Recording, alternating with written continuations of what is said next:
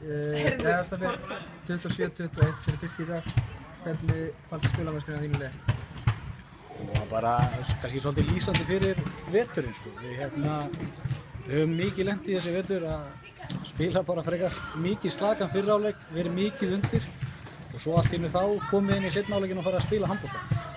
Það er ekkert að setja út á seinni hálfleikinn. Seinni hálfleikur var fínn, við varum að spila góða vörn og þá fáum við markvörslu.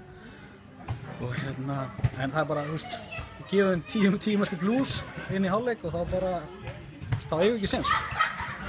Eins og ég sagði við Sonna áðan, virtist vera erfitt fyrir ykkur að stoppa fyrir og Patrísíu. Já.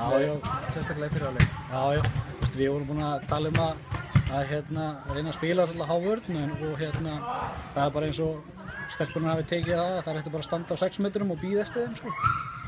Og þá þú verði ekki marga bolta þar og fær ekki mikla markvörslu, það er að skjóta bara á 6,5–7 metrum sko. Þannig að það var erfitt og við vorum eftir á og við vorum bara ekki nógu grimmar sko. Við bættu við í seinni hálfleikinn áttu frekar slakan fyrir hálfleik, mikið af klaufamistökum og virðist vera erfitt fyrir ykkur að koma boltanum inn í markið. Já, við festum svolítið í, hann var svolítið einhagur hjá okkur sóknarleikurinn og þær voru bara ná að stoppa okkur auðvitað og við vorum ekki að sækja á. Leikmenn bara stóðu og horfðu á leikmenn við hliðina og biðu eftir að hann færi að gera eitthvað.